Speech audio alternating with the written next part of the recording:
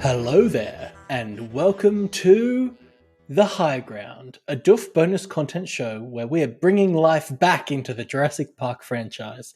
I'm your Tyrannosaurus host, Reuben Morehouse. I'm your Velociraptor host, Elliot Diebold. And I'm your Compsognathus host, Georgia Diebold. What is that? Georgia, the impossible one to pronounce. I don't know what you guys... I just picked the three most normalist dinosaurs that I could think of. Tyrannosaurus. Did I say it right? I've no fucking clue. You know what it is, though? I went and found this specifically. It's the little bastards from the next movie. Oh, yeah. Yeah. I felt like it was probably those. Okay. We called them little bastards from actually a video game. I think it was a Jurassic Park video game, and they used to come and kill you, and we were like, little bastards. Yeah. It was in joke in our house. You haven't seen the second one, have you, Reuben? I haven't. And I actually can't be 100% sure if I had seen this movie or not before. I feel like I have to have seen fascinating. Which one? Okay, so have you seen any? I've seen Jurassic World. Definitely. The best one, obviously. I thought I had seen this movie, but watching it again, there were so many bits that I just did not remember at all. So I feel like maybe I've watched like clips of it enough that I know a lot of it. Yeah. One of those, like, you know, I've never seen The Sixth Sense, but I could probably tell you half of what happens in it, just through cultural osmosis. No, I want to know. What do you think happens? What's the plot of The Sixth Sense? So Bruce Willis, he has hair. Good start. And I mean, that's not really the plot. It was an Always Sunny reference, actually. Okay, I didn't get it. No, he's like a therapist or something, and he thinks his wife is giving him the cold shoulder, but actually she just can't see him because he's dead. Spoilers. And there's the little kid, and the kid can see him, and he thinks he's doing therapy on the kid, but actually the kid is really doing therapy on him. Because pretty good. The kid helps him realize that he's dead. Yeah, wow. That's pretty impressive for not having seen the film. And there's one scene I think I have seen where the kid gets like locked in a little cupboard under some stairs or something. And that's Harry Potter. I think you're getting mixed up. Anyway, should we talk about Jurassic Park? It was a pretty fun movie. I liked it. Yeah, I have a weird relationship with this movie, which is like, I think it's like you know how like you get nostalgia goggles for things that you like, and it makes it makes it hard to see the bad things about them. I feel like I've almost got the opposite with Jurassic Park, where like just this movie in the franchise, there's just parts of it that don't work for me, and I really let them get in the way of me having a good time with it. This is Elliot's The Mummy. Yeah, exactly. It's the complete opposite. Like, I think this is The Mummy. Like, I just love this movie. It's so good. I 100% respect that this is probably the like best made movie in this franchise. Like, the quality craftsmanship in this film is just wasted on me because I think it's one of my two least favorite films in the franchise. This is the best movie we've watched on this podcast since Shrek. Easy. I mean, yeah, I think I've enjoyed it less than a lot of the others, though. I don't know what it is. I have like, weird reverse nostalgia for this movie where I think the parts that bored me as a kid just continue to stop me from engaging with this movie and give it the fair shake that it deserves. What's an example of one of the parts that you found boring? I mean, to sort of jump ahead on something that is in the notes, I don't think I've ever really watched any of the scenes that take place after the power goes out that properly. Like, all the stuff with the velociraptors in the like bunker, like, you know, all those really good action-packed scenes the that are really boring. The one in the kitchen, I kind of always half watch those scenes, but the movie just really loses me about, I don't know, how far is the power cut? I feel like it's just over an hour in, like an hour and 10 minutes. It's the power cut it's crazy. This movie is 2 hours long, and the first hour is like nothing goes wrong really time. Like, it's almost exactly the hour mark where the storm hits, and then maybe about 15 or 20 minutes after that is the power cut, right? Yeah. That's just about where my focus seems to drip. But like, yeah, I don't know. It's one of those things that like this has come up in the podcast. Like, I'm not really a purveyor of the fine arts, as it were. Like, acting is very Boolean. We've talked about this for me, and I feel quite similarly about a lot of things like cinematography. And so there's a lot of stuff where I'm like, I get that this is like a much better crafted movie and story than the others, but I think I'm just a bogan, and I get more benefit out of like Jurassic Park 3 where we get there. That's very much the one that is just like, this is a monster movie and the monsters are dinosaurs, and I just have a ride with that. But that's interesting to me because it sounds like the part of the movie you liked more is the part that really is being carried by the majesty of special effects, which is the first half, right? The first half is special effects spectacle. Check this out. We can make dinosaurs seem real in a movie. And the second half is, okay, now it turns into an action / whatever, kid thriller, PG thriller. But it sounds like the PG thriller stuff is what you like in the later movies, but not in this movie. Yeah, that's a really good point. Like, I haven't 100% put together what it is about this film that just... Yeah, like there's the wondrousness of the first half of this film, I guess. Like the first half of this film is very much like, it just wants you to be in awe at the fact that dinosaurs are real, and that really still works on It's me. actually very much like Harry Potter. Like, you know how the first half of the Harry Potter series is like, oh, magic, and then the second half is like depression. Yeah. And it's a little bit like that in that it's like the whole first half, like the first hour is like, oh my god, dinosaurs, like very much a kids movie, and then like next minute there's just like blood and limbs all over the place. It's just like a big shift. Ellie Sattler grabs a dismembered arm, like classic stuff. I wonder if part of it as well is just the the action has sort of been surpassed from this film, I guess. I would say.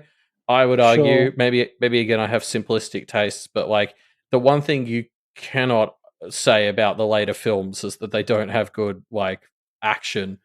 But it can't be that. This movie does more suspense than action, I would say, as well. Yeah.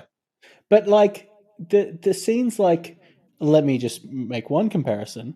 The T-Rex Jeep chase scene is a much better, effectively car chase scene than the 2 hours long, whatever it is, Mummy 2 or Mummy 3 bus chase scene. No that way. is terrible and goes on for way too long. You know what I mean? Like, I feel like it's just pretty good.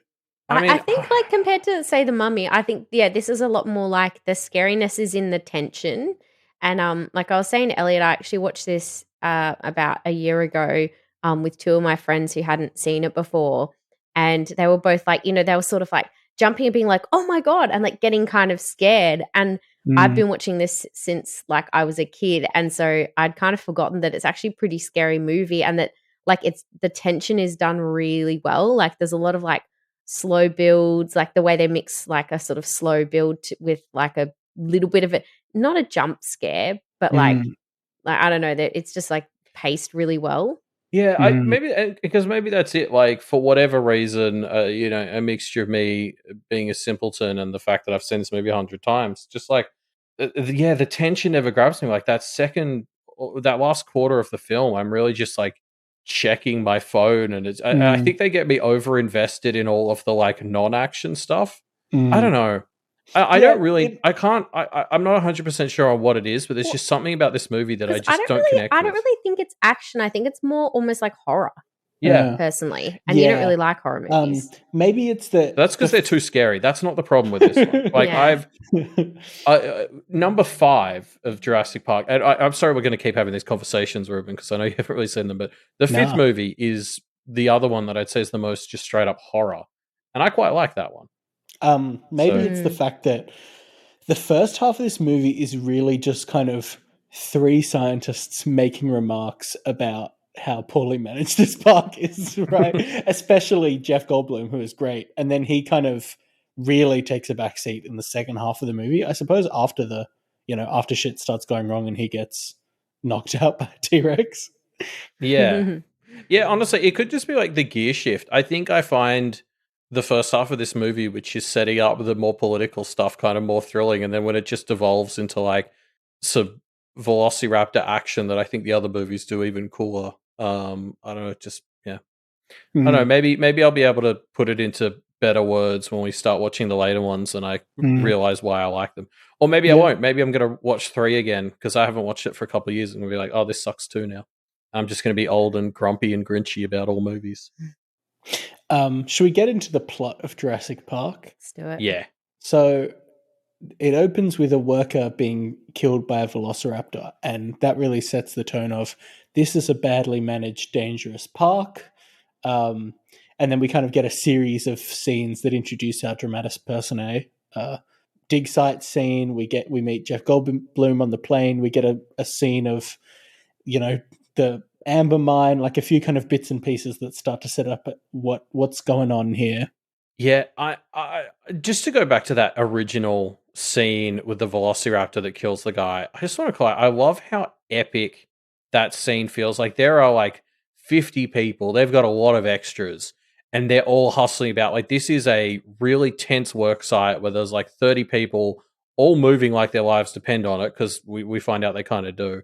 And there's just something really epic and captivating. Like it just pulls you straight into this world where you're like, what is going on? There's so many people involved in it. Like this is such a big event that is taking place, and then it all leads to the velociraptor eating the guy. It's I think it's like you need this many guys to Yeah. subdue like the one dinosaur. velociraptor. Yeah.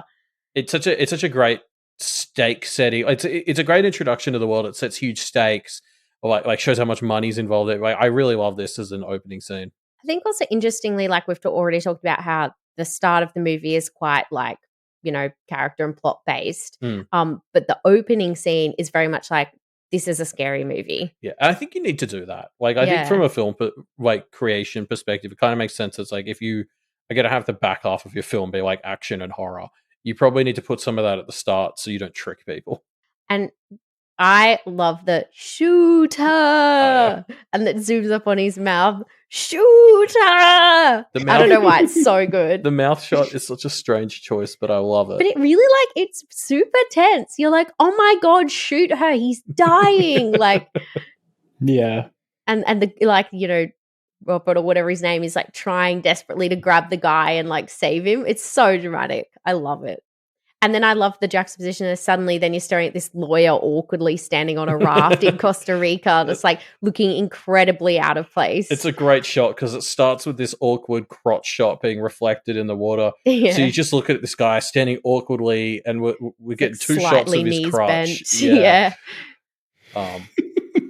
The lawyer stuff is really funny to watch as an adult too, because I think this would be maybe the first time I've seen this film in over a decade. And definitely, like, as a teenager, or we watched this movie a lot when we were, like, 5 and 6 years old, that sort of area. All of the stuff with the lawyer just went so far over my head as a kid. Like, I think as far as I ever got as a kid was, like, he's the legal... It's bureaucracy. Like, I probably didn't know that word for it, but I was like, oh, I see. He's the stick in the mud that wants to stop Hammond from having fun. No. Well, yeah.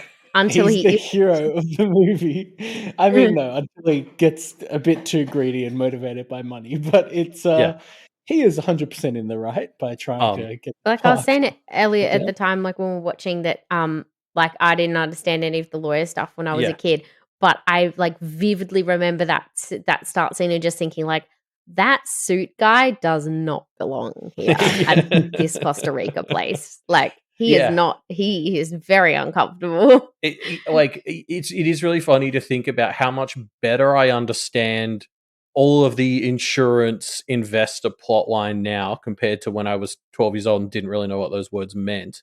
But how little it's actually mattered for my read of the movie. Like even as a kid, not knowing any of that stuff meant the movie is so well crafted that little kid me could just look at the guy and be like, okay, he's. The guy who is here to check. He's the stick up his ass suit, and he's trying to ruin the dinosaur fun. And then he gets greedy, and I understood the part where he gets greedy, and then he gets eaten by a dinosaur on a toilet because he was greedy. And they do it visually, I think, by like having him in this awkward grey suit where everybody else is like in dressed because it's Costa Rica in Costa Rica style outfits. But yeah, so like it's just really funny seeing it as an adult and getting so much more out of that plot line, like a deeper understanding, but also being surprised at just how little that actually changed anything. Yeah. I think that Alan Grant's stance on children has like really affected my sister and I. What does that mean? Like, we don't like kids, and neither does he. And with the like watching this with my friends the other year, they were like, "Oh, this," because I know I'm like, I love this movie. I watched it so many times growing up, and they're like, "Oh, this explains a lot about your like opinions on children." Learning I was that like, wow, yeah, all of his words he's saying about kids are so right. They do smell, and they are annoying. Learning that you and Hamwise like really idolized Alan Grant as kids and like formed a lot of your personality around him wouldn't actually like shock my worldview. I'm a grump just like him. I'm such a grump. Alan Grant ends the movie loving children and presumably going to have some children of his own with Elliot. I would say, you know, putting up with. Sorry, one day I'm going to stick Georgia and Hamwise on an island with some children that they have to save, and then, you know, they'll see that, you know, children are actually worth keeping alive, I guess. Okay, no, I did have like there were some patients the other day, and it was two kids, and like they'd both been in an accident, like two little brothers, and then somebody like wheeled their like beds next to each other so they could hold hands, and they both just held it, and I was like, that is so fucking cute. Like, I don't even like kids, but I was like, that is so adorable. Just like Alan Grant. That reminds me you have to have some trauma involved, apparently. It makes me think of the kids from Bob's Burgers, the twins, Andy and Ollie. Andy and Ollie. I'm picturing Andy and Ollie in that scenario. Also, yeah, speaking of Alan Grant's intro scene, what was this kid doing on the dig site? This is probably the coldest take, but like, I love Alan's intro speech. Shows up. He's just randomly being like, "Oh, velociraptors aren't that cool. I'm a kid." And it's like, I'm here volunteering at this dig site because I don't think dinosaurs are cool. Like, what are you doing here? Good stuff. It's a great scene. It sets up that Alan doesn't like kids. It sets up Velociraptor. This is the part where he's like, "Oh yeah, velociraptors. You know, you'll see one in the front, and you won't know that there's two coming to get you from the side," which is obviously set up for one of the, you know, the most well-known moments in this film. But it is just like, why is this kid here? He doesn't like dinosaurs. He's on a dig site. What is he doing? Yeah. But yeah, so Grant, Sadler, and Malcolm all arrive at Jurassic Park to evaluate it. I don't quite get Ian Malcolm's role here. He's just kind of... I thought he was like an actuarial. Well, I guess he's a chaos theory mathematician, right? They call him a rock star a few times. I think he's like a not the best example, but like Bill Nye style, like celebrity scientist guy. Or what's the guy who has the sleepy time ads? What? You know who I'm talking about. The guy had the ads on TV here in Australia to not sleep while you're driving. Oh, Dr. Carl. Yes, Dr. Carl. Like Dr. Carl. I picture him as like an asshole Dr. Carl. He's not an asshole. He's awesome. Love him.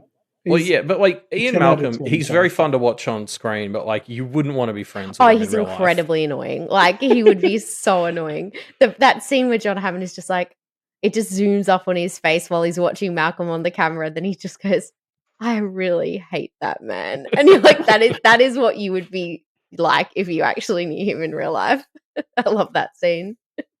Yeah. I think Alan, Ellie, and Malcolm are 100%. They make me want to read the book, because I feel like, as with any book to movie adaptation, you kind of have to lose a lot of those little character moments, and you can feel how fleshed out all three of these characters are, but movies just aren't a great format for really building characters, in my opinion. And like, I kind of want to read the books because like, I love the setup for all three of them, but they don't shine that much, at least in the part of the movie I pay attention to. Like, I love Alan as the guy who's a bit of a dinosaur of a human being. Like, that's a fun setup for one of your main characters.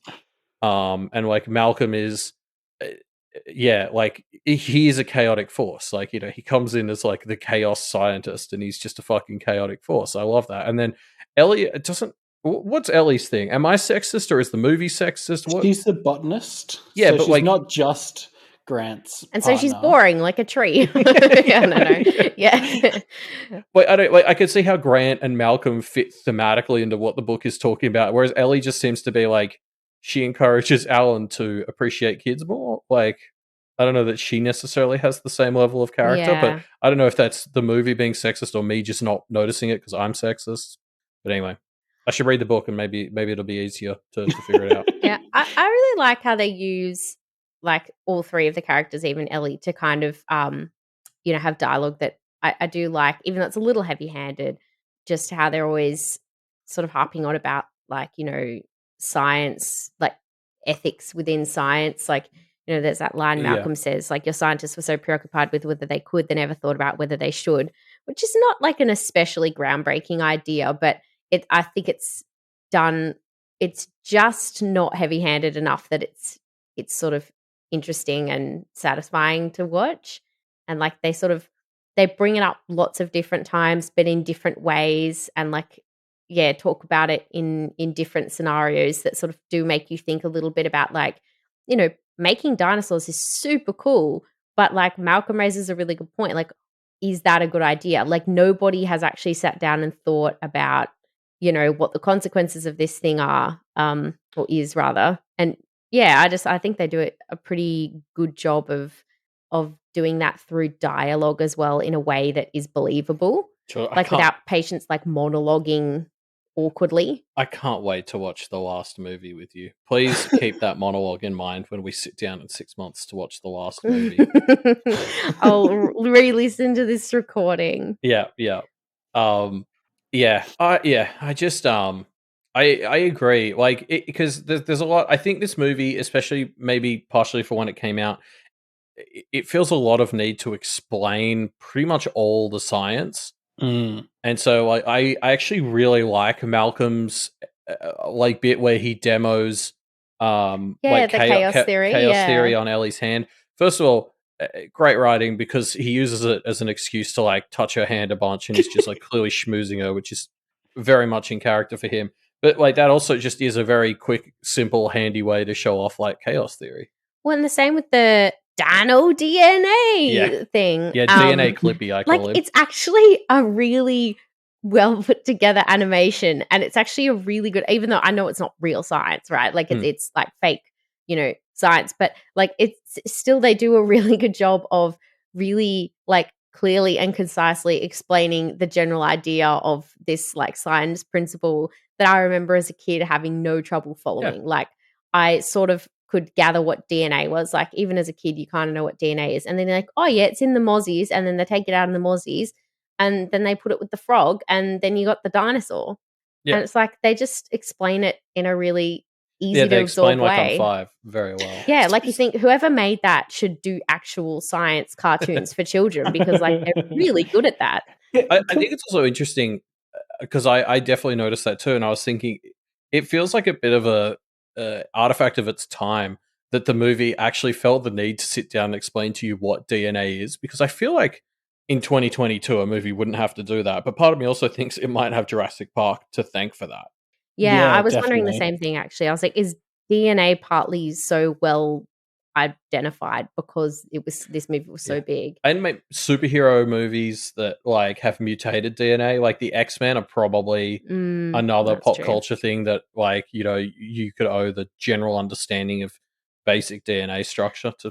But is it wild that anyone who enters this theme park can just like find out the science behind how they did this incredible thing that totally is patented?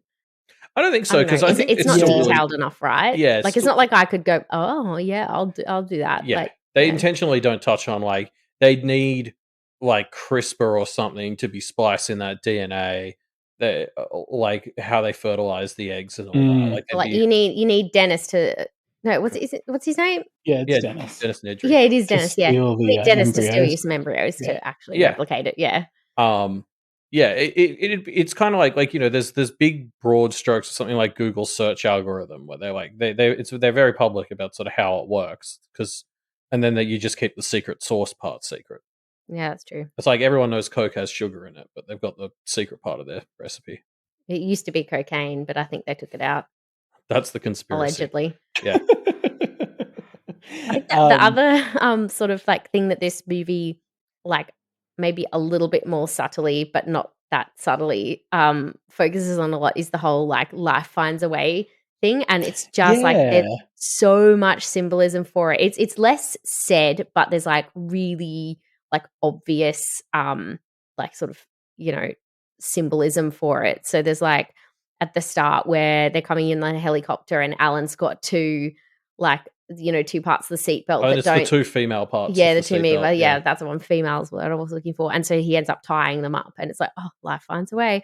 And then just the thing of like, and kind of like Malcolm's whole chaos thing, like, you know, John Hammond's like, yeah, I'll just bring these people to the island and show them a good time. Nothing goes right the entire time. Like, none of the visitors do anything he wants them to. They're always getting out of the car. They're always like they bust out of the ride. Like, none of them follow his orders. Sorry, the busting out of the car, but I got to call that out because that's where Samuel L. Jackson comes in. He's like, I knew we should have put locks on those car doors. Yeah. And it's this moment of like, you didn't have lock. Like, what? No shit. Like, obviously. Yeah, I know, right? And even like the trucks, you know, the second you see the trucks and somebody goes, oh, I'll drive or something, it's like, oh, no, they're on these lines, and you're like, those are coming straight off, and they do. Yeah. Like, and what else? I mean, the storm hits like almost straight away. None of the dinosaurs come out for the tour. And so it's just like nothing goes as Hammond plans, but the whole time he's sitting there going, oh, spared no expense. No expense. And it's just like this sort of funny little line that he obsessively says as though like, if I pour enough money into it, I can control it. But he clearly has absolutely no control over anything. Well, and yeah, I mean, to dig into spared no expense as well, like obviously I think part of the reason that's become such a means because he does spare tons of expenses. Like so much of his stuff is he's like avoiding God, what's the word I want? Like he's going like around protocols to get things done quickly. Dennis is an interesting character that we could get into more, but like Dennis does seemingly get underpaid, and that's part of why he's like, well, does he basically says he's got a gambling problem, right? But he basically says that like Hammond wouldn't be able to find somebody who would do what he does for the pay that he gets. True. And it's like, okay, so if Hammond had maybe paid him better, maybe he wouldn't have betrayed him. There is room to believe that Dennis overrates his skill. So he does seem like I will not get into another financial debate with you, Dennis. But it seems the read I got from that is that Dennis has got a gambling problem, and what's his face is sick of basically having to bail him out, Hammond. Yeah, interesting. I didn't actually. Anyway, yeah, no, I think there's something to that, but like, I to go back on what Georgia touched on before, I really like the decision to not have it like. It's not Dennis shutting down the power that really fucks them over and makes things go to shit. It's the storm that comes and puts all the pressure on them. Because as Georgia said, that's another thing where like nature beats them here. Like the storm is actually what makes everything go wrong. And like Dennis selfishly fucks them over, but like none of it would have been that bad if there hadn't been such a big storm. And I really like that. That's just one of those. They weren't equipped to manage decisions. The storm or the dinosaurs or. You know, just they didn't actually ever have control over anything. Yeah. But Dennis is a really fun because like obviously a big sort of theme of this story is like hubris and greed. And Dennis is a really fun exploration of that because he's obviously stabbing Hammond in the back and being greedy himself. But I think there is room to say that like, Hammond was doing him dirty as well. Like, I don't know. I think it's sort really of characterization that tells you that this was based on a book. Yes. Like that, although so that kind of interesting. Like I think the characters themselves aren't overly interesting, but I actually think the dynamic between the characters in this movie is like really interesting. Like just the way they all, like even the main three, like Alan, Ellie, and Malcolm all play off each other in such a fun way. And that they all have interesting interactions. Like even Ellie's, maybe not particularly interesting, but she has really interesting interactions with all the other characters, like really interesting chats with Hammond and Malcolm. And I can't remember what the guy in the car keys name is ever. What, Insurance Man? No, the guy in the car keys. Dr. Dingo. Clever girl guy. Yeah. He's not Australian. I looked it up. Yeah, but he wears like Steve Irwin outfits. He does look a bit like Steve Does he not have an Australian accent? Was that? I think I it's a thought British. it was a bit, but I looked yeah. him up. He's definitely British. I think it's a British guy putting on a bit of an He Aussie actually accent. died only like I depressed everybody already with this information, but he died only like 6 years after this came out.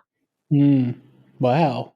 Yeah, sad. Of a velociraptor attack? Or? Shoot, That's inappropriate. He has two of the best lines in this movie. Yeah, no, but you're right, Georgia. Like watching this movie now made me want to read the book because you're right. There are so many of these characters where I'm like, you just give me the vibe of somebody who I will get a lot more out of in the book than I am in the movie. And yeah, like as a kid, they seem kind of caricature-y. Like, I mean, Hammond is always wearing white, looks ridiculous. Like he looks like Colonel Sanders. And then like Dennis just seems like an annoying neckbeard. But, you know, then when you watch it when you're older, and the same with the car key guy, you're like, oh yeah, it's the car key guy with the gun who goes and shoots the dinosaurs. But Chris then like, Pratt's dad. Yeah. But then when you watch it when you're older, you're like, oh no, all of them actually have really interesting opinions. Like I love the bit where the car key guy just comes up and just goes, they should all be killed. At the Velociraptor pen, and hi, and he's just like, yeah, these are like fucking monsters, but he's just there doing his job. Yeah, I mean, he's right. Hammond is so cocky about this trap and about this death trap and about how like pointless the risk evaluation is going to prove to be, and of course he's just wrong. And he even invites his grandchildren. Yes, like a psychopath. Do you all think the movie wants us to be on Hammond's side here? Like for the first half? It's kind of weirdly framed, isn't it? Like the lawyer gets punished, in air quotes, by the movie. I do think the movie aims to have you like fall for the trap a bit, because the trap of Jurassic Park is that this is so wondrous and just so incredible that like obviously they should build this park, and like it's what Hammond falls for, and like it's what the lawyer man falls for, and I think the movie wants you to fall for it too. So like the opening is so grandiose and it is also captivating because the movie does kind of want you to go, this place fucking rules. And then as you sort of see it fall apart, you start to like realize why Malcolm was so against it the whole time. Yeah, I mean, can we just say this? Like, zoos exist in the real world, right? And like, yes, a Tyrannosaurus Rex is more dangerous than, I don't know, a lot of animals in a zoo. But I wouldn't say velociraptors are more dangerous than like, you know, wolves or lions, right? I mean, are they? Surely not. Or a gorilla or something, yeah. I actually have a bit of an experience with this because so we had Zoo Tycoon. Played Zoo Tycoon with the dinosaur extension. Am I really that predictable? Yes. Yeah. And we had the Jurassic Park version. Yes, I was going to compare it to the Jurassic Park version, and I had a lot more breakouts in the Jurassic Park version. The Jurassic Park one was so good because it was really hard because storms would come and you had no control over the storm. And a bunch of your fences would just get destroyed by the storm. You'd be like, fuck. And then these dinosaurs would get out. And it was so much like the movie. Yeah. Which is a great one of those examples of just like a spin-off or a sequel, just kind of missing the point of the first. 100%. I'm thinking of like Starship Troopers 2 or something. Like the idea of a Jurassic Park game where the point is you make a park that gets people killed is just kind of funny given what the movie is about. Yeah, that is quite funny. But yeah, no, so the point I'm trying to make though is, dinosaurs do escape from cages more than lions, in my experience, as a digital zoo creator. Interesting. I actually think, like, I have to admit, I did have that thought while I was watching it again. I thought, you know, probably it is within the realms of possibility to have a dinosaur. Like, it wouldn't actually maybe be this hard, but I appreciate that the movie's trying to make a point. Yeah, because this is a very, like, the story of this film is meant to be very, like, Frankenstein-esque. Like, the issue is that they're trying to play God and control nature. And so they have to sort of be punished for that. But you're right. I don't see a reason why, if this technology existed now, you couldn't actually build a pretty safe Jurassic Park with, like, thick glass windows. You probably just would actually have to spare no expense. And maybe not do it on, like, a middle of fucking nowhere island in the tropics where a bunch of hurricanes come and fuck shit up all the time. The island part, I think, is important because for containment breaches, especially with a biological hazard like you get to the third one and you're like, you made flying dinosaurs, really? We'll get to that, Like, I think the island part makes sense. You're right, though. The building it in the tropics where there's, like, routinely giant hurricanes is a bit like, come on, guys. Like, you didn't think this through. Yeah. I having maybe not seen this movie before, I really did like that the park wasn't open yet. Like comparing this to Jurassic World, where the park is opened, despite all evidence pointing to the fact that it Somehow. shouldn't, and then hundreds of people die, and it's so like it feels like they were like, oh, we have to make the stakes even higher and higher, and in doing so took away a lot of the realism that this movie has. Whereas this situation of the park clearly being a bit of a shit show and the investors getting worried and being right to be worried is just like it grounds the movie so much more and makes it feel much, I don't know, much more real, I guess. We'll talk about that a lot when we get to Jurassic World, but part of what I like about the Jurassic World trilogy is the way that the trilogy is just like, let's get fucking wild with it. So I think that you're 100% right. Is Jurassic World in its like desire to be as epic as possible loses its grounding, but that's part of what I love about it. Yeah, like lots of things have escalation issues and I think like that. Yeah, I think I might like it more when we get to Jurassic World 2 and 3, but Jurassic World 1 feels like it's trying to be, realistic. It's a bad remake of this movie. I don't know. I guess we'll get to that later. Yeah. Something they do well in this is or a decent job anyway, more so than most other media, is having like scientists who aren't just like a scientist. Like they actually, it's like Malcolm is a chaos theory expert. Alan Grant is a paleontologist. Ellie is a paleobotanist. Slash doctor. Yeah, and then you've got like the, genetic engineers at the park. Like people have actual roles and their reasons for being there make sense. Yeah. Sorry, we've got to call that out actually. The whole point is that they wanted like the investors wanted outside opinions to verify that what he was doing was all above board. So Hammond went and got like two people who dig up dinosaur bones who he funds. Yeah, that's wild. Well, I mean, Hammond got his people and the lawyer got Malcolm, right? Yeah, so I guess it's just like in terms of like unbiased outside opinions, Alan and Ellie are a fucking dreadful choice, and I have to feel like, especially in the book, that was like a very intentional choice of like Hammond feels like someone who would unashamedly stack the deck in his favor like this. Yeah, I think so. Back to what you were saying earlier, Reuben, like the whole thing about whether you're supposed to be on Hammond's side or not.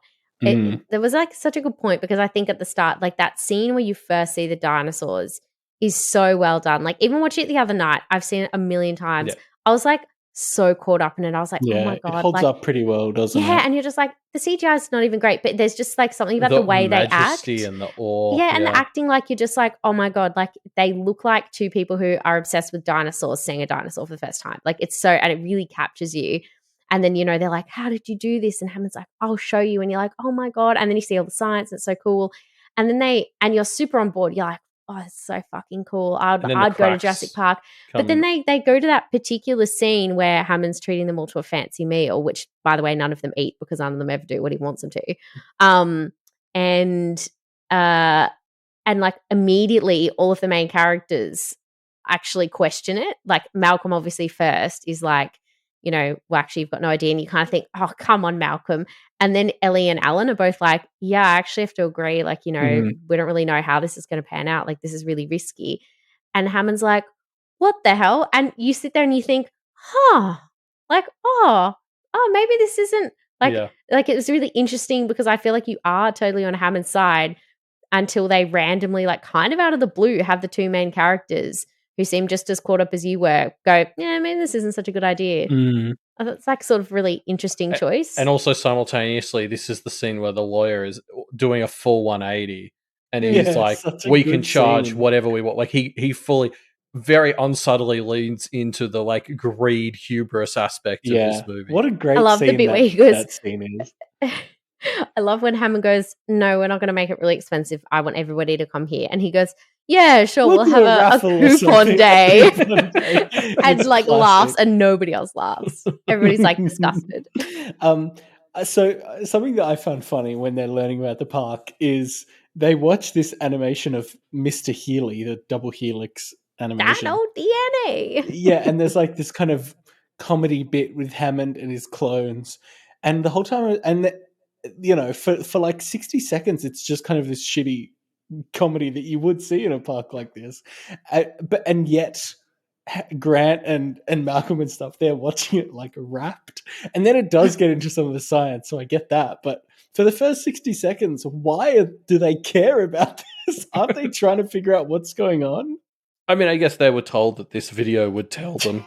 So but I would get 3 seconds into that Healy animation and be like, Hammond, turn this off. Just tell me what the fuck is Like happening. you're like a leading scientist, and you're like, oh, so that's what DNA is. Reuben, this movie came out before YouTube, when people would actually watch something for more than 3 seconds before we decided whether it was good. Yeah, maybe it's that Grant is just so enamored by seeing animation, which he might never have seen before in his life. Yeah, Clippy. Did Clippy exist yet in 1993? I don't know. Maybe was Clippy based on? Maybe Clippy's based on Healy. Yeah, I think Clippy might be based on Healy. Oh no, they were just developed simultaneously. It's like, you know how crabs have evolved multiple times. Yeah. Totally. But yeah, no, there is a really fun dynamic too. They keep asking Hammond how he did stuff, and he's like, "Oh, like watch the video," and they do eventually like sort of sit down and shut up and watch the video until they like push out of their chairs and leave. But it is just so funny how it's like he's kind of trying to treat them to like the tour and show off the rides, but it's like this do not give a shit. Yeah, they're scientists on a private tour. Like they don't need the fucking DNA Clippy speech. Like, you know, of course they broke into the lab and wanted to get a first-hand look. They're here on the VIP tour. What did you think was going to happen? I think as well, it also highlights that, I mean, Hammond himself, he's not the brains behind this project. Like Malcolm says, you know, he's like, you've stood on the shoulders of others and done whatever you want with this information or something, privatized it. And we find out later that Hammond had good intentions. Like he just honestly wanted to create wonder and capture people's imagination and all that. But like, you know, I think Malcolm has a really good point. Is like, there was no discipline required for this. You've just, you've half-assed it. You've taken what, like the genius of others, and you've done whatever you wanted with it. And I find that really interesting. Yeah, and specifically, he stood on the shoulders of B.D. Wong, playing the science genetic man. Elliot said the name B.D. Wong about 5 times while we're watching. He's very excited. I'm a big fan of B.D. Wong. It's also very important that you remember his character, because he will be vital in the last 2 movies. I'm not even joking. That's ridiculous. And the guy who met with Dennis in yes, as actually, well. that too. Doesn't he come back? We totally forgot about that. Yeah, the guy gives him the can of whipped cream. Dodgson. Yes, Dodgson over here. Nobody cares. It was funny to see where that meme comes from. Yes, yeah, actually, that's very relevant to the last handful of films too. Yeah, it's interesting. There are a few things that feel like set up for sequels in this movie, and I wasn't sure if like that actually was planned or not. Like there is a book too. Like there's a second book. Like the second movie is based on the second book, I think. Okay. But yeah, no, it's really funny. Like I can't wait till we get to it. But movie 6, like Jurassic World 3. Very overtly is trying to wrap up the story of Jurassic Park 1 as well. And there are so many deep cut references to things like B.D. Wong, the scientist, or the Dodgson guy. That just are like so quick. It's like Star Wars. You know how like Star Wars retroactively fixes its canon 40 years later? Retconning, yeah, Jurassic World 3 does a lot of that. It's very fun. I can't wait to get to it. I was surprised to find out Sam Jackson was in this film. Didn't expect that. He's pretty good. I sort of low-key forget every time I watch it, and then get really excited because he's like a fairly minor role. Yeah. And he doesn't even like yell that much. Like he's angry, but not like he's kind doing of the voice of reason. Acting that isn't like he's not just like Sam Jackson, you know. He's actor, and I'm like, oh shit, he's good. He's a good actor. I like him. And again, there's like an interesting dynamic on Hammond's team. Like they all seem to sort of hate each other, and I just love this control room that's just got Samuel L. Jackson just constantly being like, Hammond, we are so underprepared. We cannot Nothing do that. works, This is a terrible idea. We were not ready for this. And then Dennis just sitting in the corner covered in junk, just sort of being an asshole. Like, To you be just think this fair, is an awful workplace. you're talking about it as if like there's more. It's seemingly just Nedry and Samuel L. Jackson, and like Nedry does seem pretty impossible to work with. So like, I'd be pretty pissed off too But if I also, it was seems Samuel L. impossible Jackson. for them to run the place without him, quite literally. Yeah, He's doing all of the work. like this is the thing in terms of spared no expense. You gotta have more than one software engineer managing that shit. Like, what if Nedry got sick? Forget stabs you in the back and gets acid spit on his face. What if he was sick one day? He looks like he's about to get sick at any moment. Like, yeah, he doesn't look healthy. Yeah. Anyway, he's got a thing of whipped cream on his desk, and I know that that's not what it actually is, but that is totally his vibe. I guess speaking of though, all the technology for like Samuel L. Jackson, Dennis Nedry, I really do love how poorly the technology has aged in this movie. In fact, I think that enhances the effect now Yeah. because we're meant to see how kind of cheap and flimsy the park really is. That really gets sold to you with just how fucking 90s all these computers are.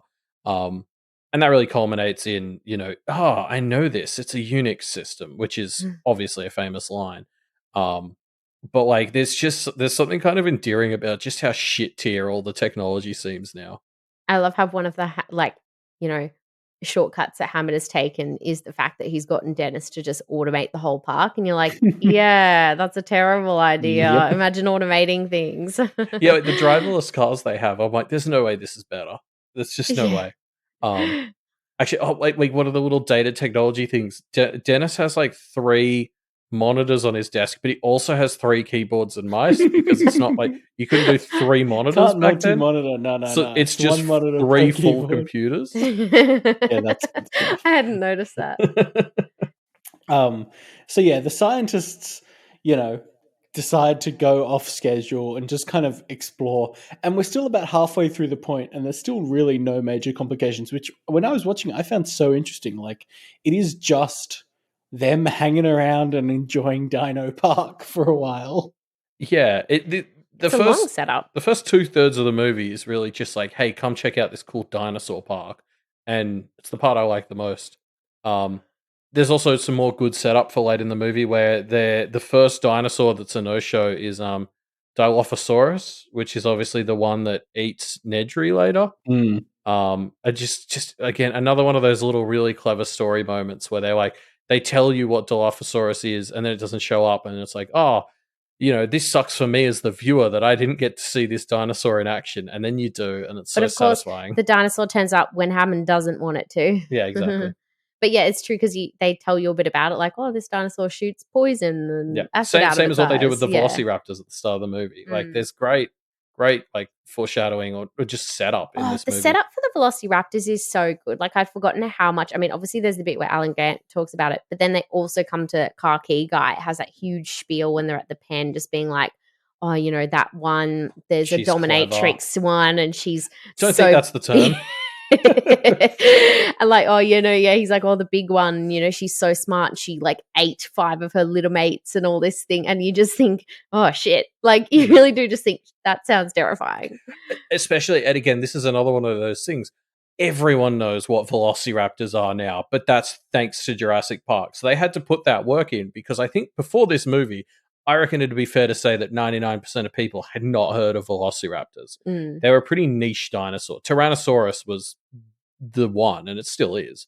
But Jurassic Park made Velociraptors. Yeah, totally. So I think now we get to the action part of the movie. We're in the second half now, I think. Yes. Yeah, we're kind of. This is honest. We've reached the point where I'm starting to fade out. Like last night, I just started playing solitaire on my phone for this part. But yeah, Solitaire's not even that good. I know. Yeah.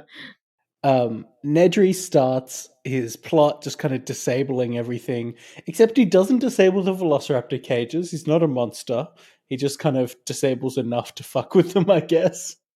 I think he's making a pathway to the dock for himself. Yeah. Specifically. He specifically just shuts down the stuff he needs to be able to book it to the dock where his boat's waiting for him.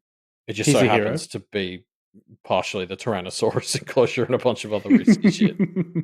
Yeah. But yeah, dinosaurs, they run rampant.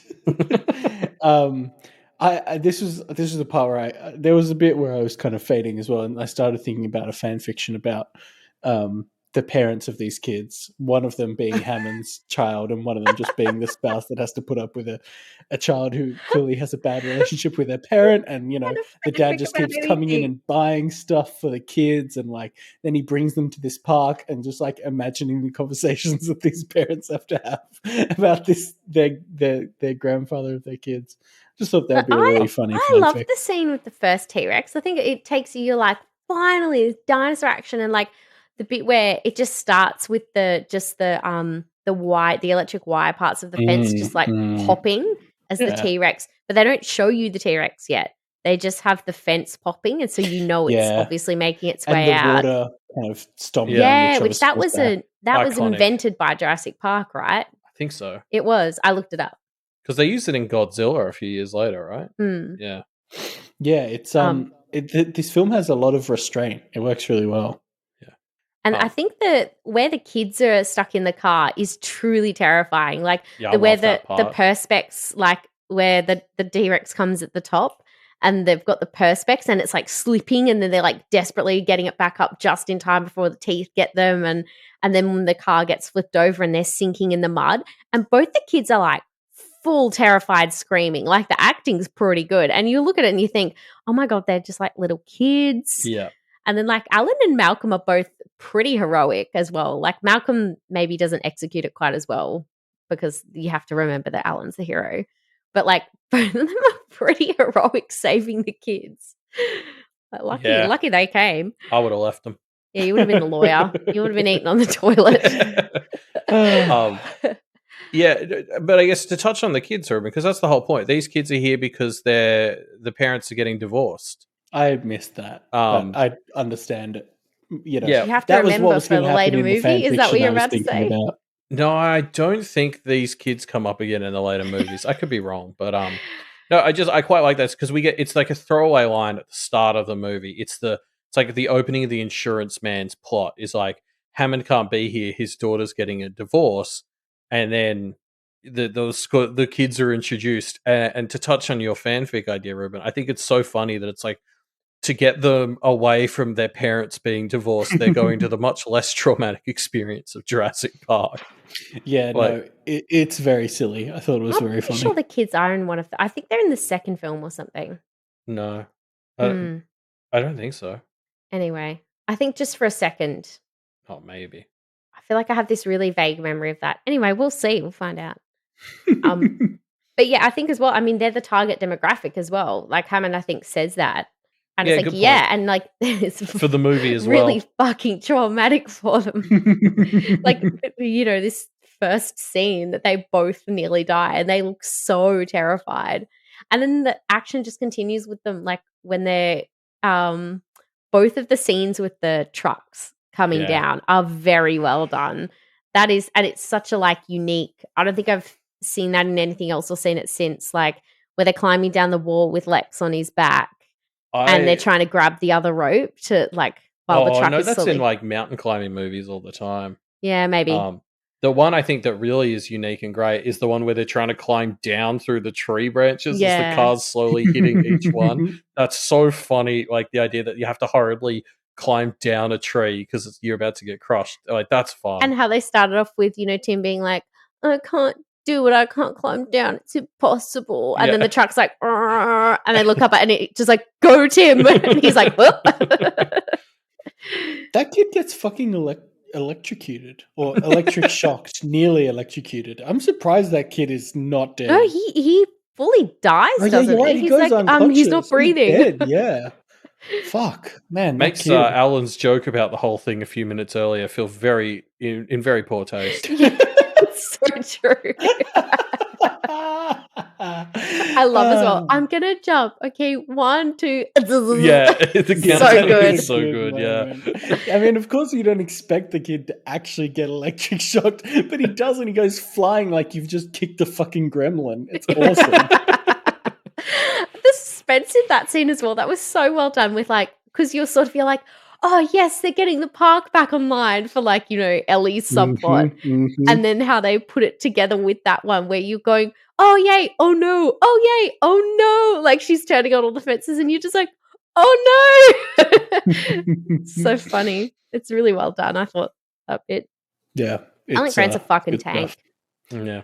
isn't he? Does he? I can't imagine he just sits and digs all day because he's fucking tank. Like he's probably climbed down that practices thing with punching Lex on his Well, velocity. yeah, back. he's out there with the shovel every He's day. fucking climbing up and down trees. How many dinosaurs are buried in trees, huh? Because he's climbing that tree like it's all he does.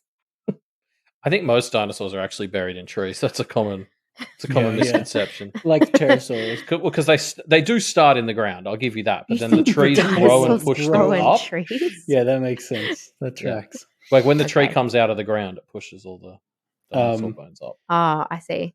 So yeah, the kids are with Alan, and Dr. Oz and Ellie Sattler are kind of off doing their own thing, trying to find them, but they get chased by a T-Rex. Bunch of action scenes, good action scene with the T-Rex stuff, which I already talked about.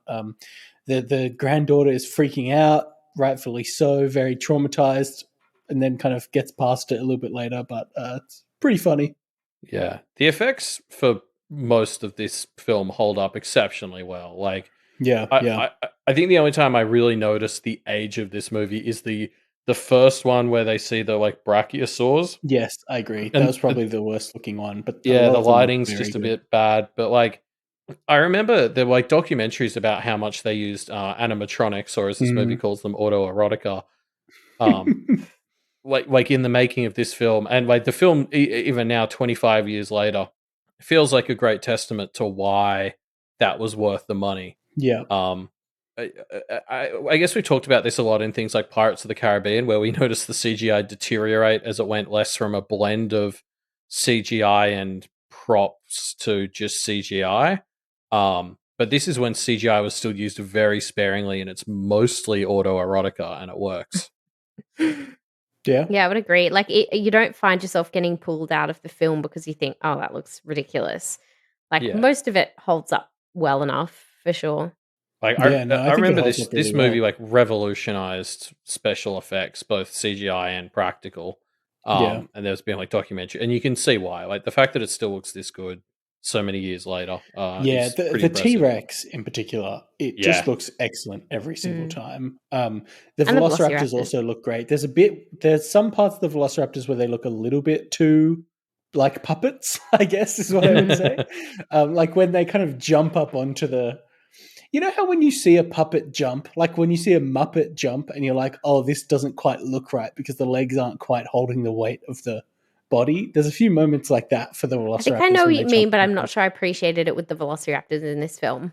Anyway, I think if I went back and mostly watched they it. look great. I feel like I get what you mean, but I don't know that I've ever seen that. I just think it's like You haven't seen a puppet jump? no. Well, Aren't they usually hands stuck up their asses? How do they but jump? that's No, the like thing, right? Like because Or they're like not. one with the strings. Puppet with a string. Yeah, A string yeah, on a that- puppet is a very well known. Oh yeah, but I've never seen that. Like I've never gone and watched a Pinocchio show. You've Like never seen a puppet You've never show. seen a puppet in real No. life, Elliot? I had a puppet on a string that I got from the Armadale show when I was like 8, but Oh, I those could bird ones that everybody had. Yeah. Yeah. but like Yeah, I yeah. was doing the show so I couldn't see it. Well, what did you Weird. have your eyes closed while you were moving the puppet? Well, no, the perspective was all wrong. My arms he weren't never, gangly enough. He never jumped. Yeah. It was Yeah, a grounded my puppet had standards. It was a bird. It flew. Like, come on. Idiot.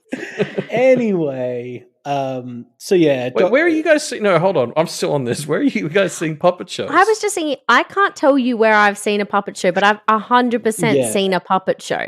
Or just like, haven't you seen the Muppets movie or something? You know what I mean? Or like, I a think I've I Muppets saw seen a puppet Christmas on Carol TV. or something. I saw the first 5 minutes of the Muppet film that had Phil Dunphy in it. That's the second of the recent ones. Yeah. What about Do Luck is Such a Perfect Yeah. Time? Yeah, but That's not a puppet. that was That's- hands up the arse ones, wasn't it? I don't remember. No, I'm they pretty sure weren't. it They is. weren't. They were just like weren't they little like shitty animatronics? Oh yeah, They were little little- like Like cuckoo doll clock. animatronics. Autoerotica. Yeah. They were autoerotica. Anyway, so Alan, Ellie, and No, Elliot hold are on, Reuben. You reunited. didn't tell us where you've been seeing puppet shows. I'm not letting Just this like go. the Muppets movie and shit. You know what I mean? I Oh. don't know, man.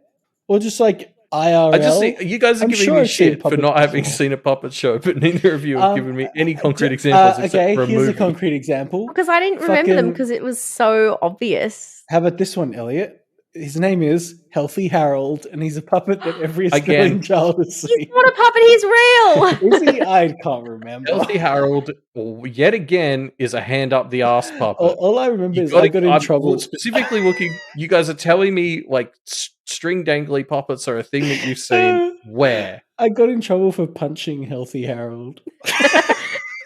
We had a kid There's cry. no way that Healthy Harold didn't get punched at least once a day. Yeah. We had a kid in my class cry when in year 6 they told us Healthy Harold was a puppet. We had That's somebody ridiculous. tried to like rip the puppet off the hand. Yeah. I Classic. don't remember whether they were successful. I just remember laughing very hard. Also, Yeah. I've never seen someone smoke as much as the Healthy Yeah. Harold ladies, Oh, right? God. Like, Gee, Yeah, her I name have started that with memory R. too. I have Her that name memory was too. like Renee or Rita or something, and she just sat outside the so van. we and should smoked all explain day. this to people who aren't in How New South many? Wales. Oh, yeah. Just before we get to that, though, how many Healthy Harolds were there? There wasn't just one, right? I think it was one, and it just toured all year. No, I reckon there would have been a must have been handful. multiple. There's no way they could get because it had come to like at each school a couple of times a year. No, it didn't. It came once a year. Yeah, it No, only it came it once. came to our school Our more than school. once a year. Well, Your my school's school smaller really than needed yours. Yeah. But yeah, so okay, Healthy Harold was a giraffe who may or may not have been real, TBD. And this van would come up and park at the school, and this lady would take all the kids into her van and give us a lecture on how to be healthy. And then once it was done, before the kids had even gone away from the van, she would sit down the back and just start smoking. Yeah. But it was like drug and alcohol stuff, right? Yeah. And there was always remember. there was like a model of a human body, but disturbingly it was like a character, so it had a face. It was a lady. Oh fuck yeah! And she would talk while you're staring at her innards, and it was so that's fun. gloriously fucked up. I That's awesome. loved her. I thought she was the best. And you'd go take all her organs out, and then you had to put them all back in. That's awesome. So Yeah, I good. forgot about that. Yeah. Anyway. That's why I'm a surgeon now, because of that lady. Um, I realized I like taking You bits wanted of to have people's bodies out conversations and with putting them back people while in. they were- You only do local anesthetics so that people can keep talking to you while you take their organs No, out. it's actually funny you say, because sometimes you forget and then you say things and then you're like, oops, I forgot they were awake. Did you all know? I read that when they do eye surgeries, they only do them under local anesthesia because you have to. Yeah, I think when I had my laser eye surgery, I like it was, like just a pill or something. Like, there was no. I was awake for the whole thing. That was the worst part. Is like, yeah, that's fucking crazy. Watching the laser cut your eye open. Yeah. It's not fun. I think like cataract surgery and stuff, they often just stick a Wild. needle in the eye, I think. I've never watched any ophthalmological surgery. Do you I have would to- say I would need You to have be to say- under before you would be able to stick a needle in my eye. I question how they get the Pretty needle sure in the they eye. give you a bunch of like benzodiazepines. No. to They chill you out. What does just that mean make for you normal say. Diazepam. They just make you say, "Cross my heart." and The hope things to that people are die," like, I and need a then muscle they stick a relaxant. needle in your eye. I've never heard someone say that. Anti-anxiolytic. Oh, thank you. Oh, you've cleared it up now. No, you know, people talk about benzos. No. Yeah. Roger, I think you non-doctor have a- people don't talk about Yeah. benzos. No, You have yes, a they do. mistaken Drug understanding. addict people talk about benzos. Oh, Don't you have any drug okay. addict friends? Come on. I'm sorry. So this podcast is only for doctors and drug addicts. That's our target demographic that you're explaining Yes. things for. Well, it's like a drug of prescription or a group of drugs of prescription that are extremely relaxing, and it's usually what they give you just before they start like an anesthetic. I mean, I can see why that sounds great. Actually, Have you I heard think of being pre-medded? Like when somebody be like, oh, you're going to get a pre-med before you have something? No, It's like probably No, not. I've heard of people doing pre-med in America at university. No, not like that. They don't do benzos for... I would say that does sound pretty good. I mean, maybe I'm going to switch to being part of our demographic. Oh, Because, they're very sought after. yeah, So, can mean- you hook us up, Georgia? yeah. No, We'll I'm talk- one of those people who we'll go, talk- we'll oh, talk- We'll we'll ask talk you I after. can't- Yeah, we'll ask you after the show. Clonazepam. One of the sleep tablet. Mum takes it all the time. That doesn't narrow it down at all. Mum is such a hypochondriac. Like, I just thought you might have tried clonazepam. no. Anyway, it's a sleeping pill. I had melatonin once. Yeah, that's Pretty not a hardcore. benzo. Pretty hardcore. Well, it is actually very expensive, and you would have been taking it off label because it's only supposed to be for people over 60 with insomnia, but nobody uses it for that. I stole it from my ex-girlfriend. She had it, and I just took a couple because I wasn't sleeping well. Off label. Probably. Yeah. So the raptors attack. And they attack and they get closed in fridges and stuff. And then Alan decides not to endorse the park. Better late than never, I guess. I think the Velociraptor action is pretty good. Yeah, no, I liked it too. It is very good. They're very scary because they are very smart. My favorite bit was when they're all hanging off the dinosaur. Yeah. It's ridiculous, and I loved it. My favorite part is the setup for unless they figured out how to open doors, we're safe, and then we start seeing them open. Immediately, they start opening a door, especially because they're all big fucking like hook doors. Like if they'd installed regular doorknobs, I don't think the Velociraptors could do that with their claws. But like I think. Yeah, I don't know. Maybe I should save this for Jurassic Park 3, but I think something that the first and second movies kind of sleep on is just that these are monster movies and the dinosaurs are the monsters, and this is the part where this movie really leans into that, like setting up, oh, we're safe as long as they can't open doors, and then we see that they have in fact learnt how to open doors, and you're like, oh, well, now we're fucked. It's great. I love the kitchen scene. I think it's really good. Like, that's so suspenseful. The two kids running away from the two Velociraptors. The mirror trick is also like it's great. Yeah, it gets me every time. I love there's like a little thing that I noticed this time that I don't think I've ever noticed before. But you know how in the T-Rex scene right at the start, Lex turns on the light, like the torch, and it's like the whole scene, everybody's like, oh my God, turn off the fucking light. Yeah. As soon as they walk into the kitchen, the first thing she does is turn off the light. Yeah. I thought that was like, I don't know if that's deliberate or not, but no, it must be. I liked she runs across to the light and turns it off because now she thinks light is how I survive dinosaurs. Yeah. And I mean, we haven't talked about the car key guy's death scene where he goes, clever girl, and it's exactly what Alan Grant said would happen at the start, where she comes in from the side. Mm-hmm. Such a good scene. Yeah. Yeah, iconic. Yeah. And where she just sticks her little face out. Clever girl. And then they escape. And everyone agrees to never make this park again. And that's the end of that. I think this is what's so great about the Jurassic Park films is they work as a metaphor for the franchise itself too, because like as they continue to make shitty knockoff Jurassic Park movies that everyone's like, why are you still making these? Like that's also happening in the world where it's like, why are you still making dinosaur theme parks every time everyone dies? Like, yeah, it's but just that's so not funny. What they're doing in the second or the third one. Yes and no. I don't remember. We'll talk about those. Yeah, the second one a bit. I want to backtrack a little bit. I know we slagged off Ellie, like for being a bit boring, but can I say, this is actually in my notes, and I do stand by it. She's a pretty good female protagonist for the 90s. Like the 90s is very, like, pretty sexist. Like most things have not aged very well in terms of being PC. Georgia, I'm just thinking back to some recent movies we've watched, like The Scorpion King. I can't really see what you're talking about. Yeah. But I feel like even if the movie was a little bit sexist, I don't know. I found like Ellie was quite a pretty good, like strong female protagonist. Like, yeah, a little bit of a Mary Sue, but like she actually did shit. She was sort of badass. She was smart. She was like, you know, funny and engaging. Like she was, and she was opinionated. Like, and everybody took her seriously, except for that one scene where John Hammond weirdly, who, by the way, walks with a cane, suggests that he might be better to go riding to the combat. It was a bizarre scene. Doesn't she even call that out? She's like, we can talk about your sexism later. She just, and I love her reaction is so exactly how you'd react. Like she just goes, ugh. Like she's just like, ugh. Because she's a fit, woman who works out on a dig site. Like she's going to be capable. Her of and Alan are tanks for some reason that I don't fully understand. It's lifting all the dinosaur bones, I think. Yeah, they seriously must. They're so fucking like jacked. They didn't show it, but just off to the side in that caravan, there's actually a couple of Tyrannosaurus skulls that like Alan uses as dumbbells.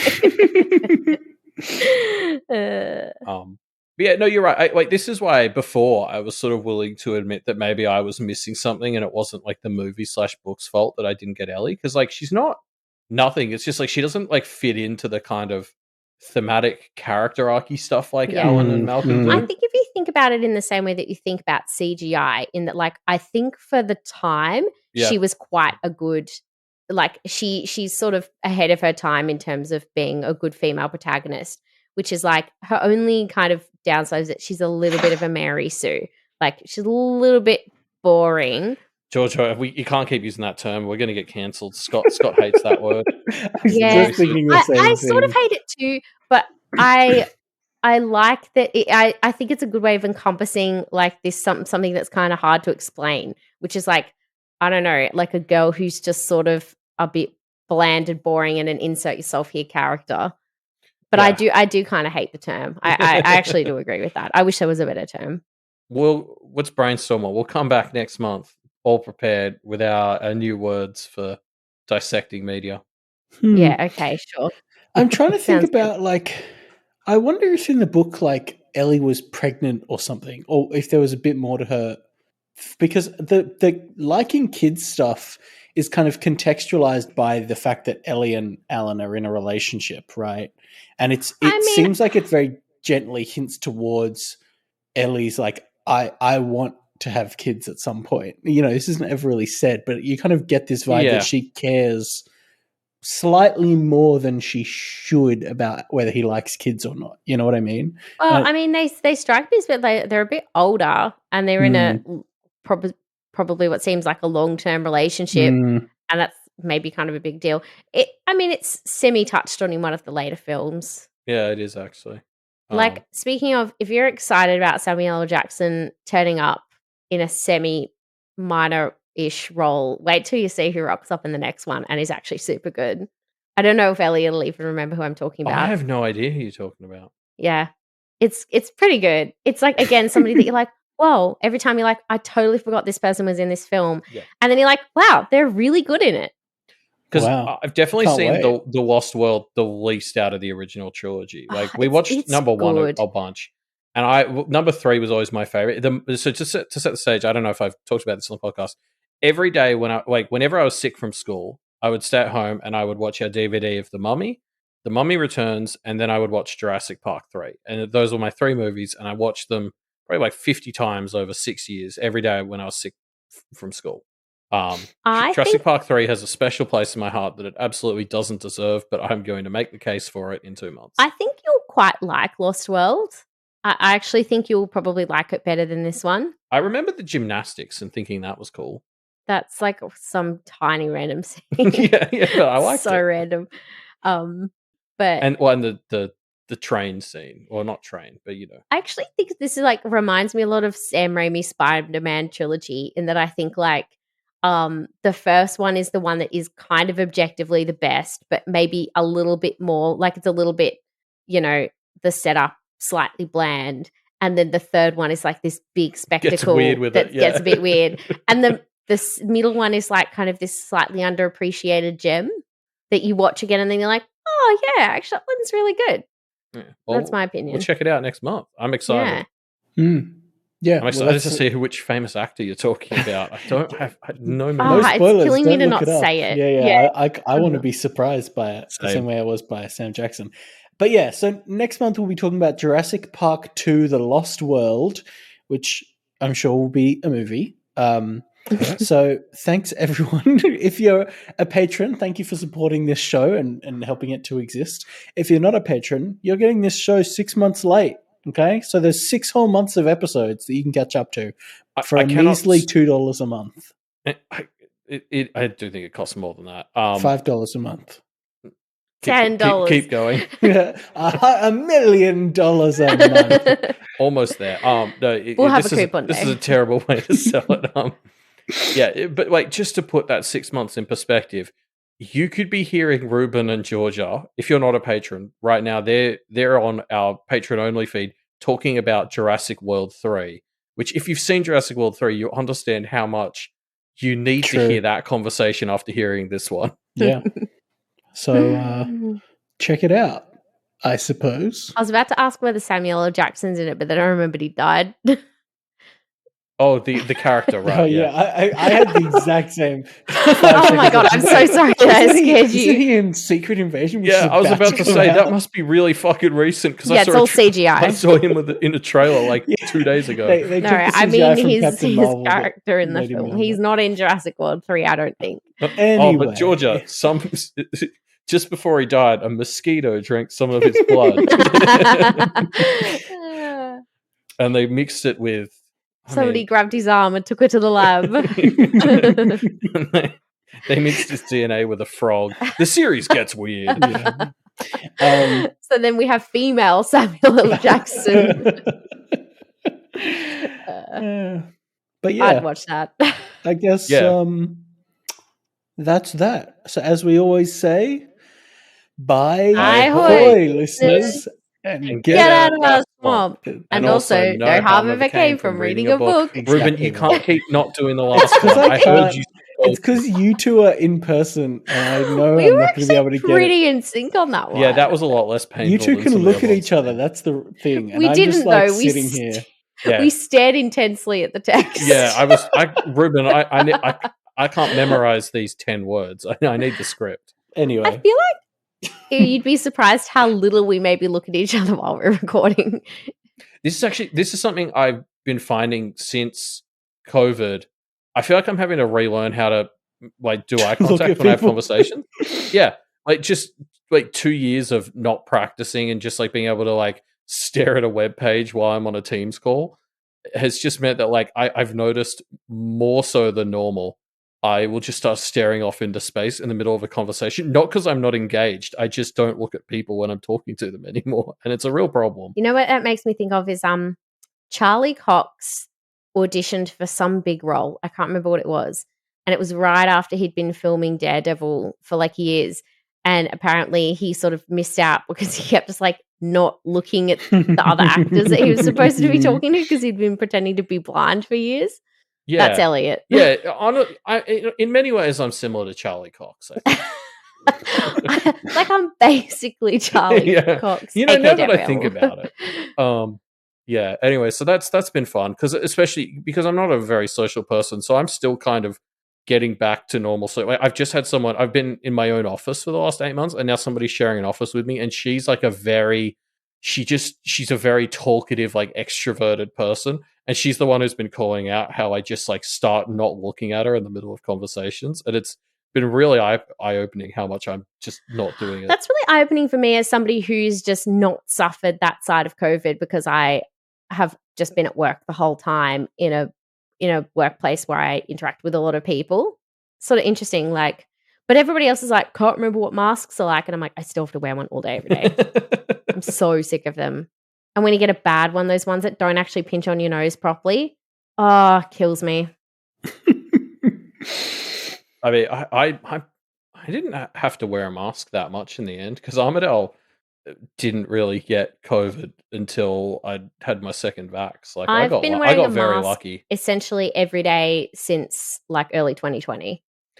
I reckon That's why my sinuses are so bad. I reckon I've worn a mask maybe 70 times in the last two to 3 years. Yeah, I'm not doing it that much either, but I'm at home all the time, I guess. Yeah, exactly. I don't have a social life. There's no one I need to protect myself from. It's when I go to the shops, basically. Yeah. I also had that 3-month period where I was like basically working in ED the whole time, and I had to wear the full like N95 and eyewear. Oh. Genuinely, yeah. Like, I mean, and I wore it less than other people because at least I could escape upstairs to theaters and stuff for a bit. But like, people were fully getting like pressure sores on their noses, including me. It was super uncomfortable. I suppose it was better than, dying of COVID or killing somebody from COVID, which is probably worse. Yeah, that was a big part of it for me. Is like every time when I did go to the shops up in Armadale, it'd be like 20 people in the store wearing masks, and then just a bunch of 80-year-olds fucking mouth breathing the shit out of the store. And it was just like, it was kind of like, you are the ones who are going to die. Like, if I get it, I'm going to get sick, but like, you're probably going to die. And like, it was kind of like part of me, like, especially, if they were like taking the last thing of toilet paper, I'd be like, well, fucking, you deserve it. You're not wearing a mask. You're taking the toilet paper. Like, it's your own dumb fault. But then I was also like, I don't want it on my conscience that I gave the guy COVID and he died. Yeah, because that's the people who can't hear a word you're saying because you're wearing a mask are the people who are going to die when they get COVID from you. Yeah. Like, you're like, hello, I'm Georgia. And they're like, what? And you're like, so I'm taking my mask off and you're really old. Anyway, now that we're done with the topical COVID talk. No harm ever came from reading a book.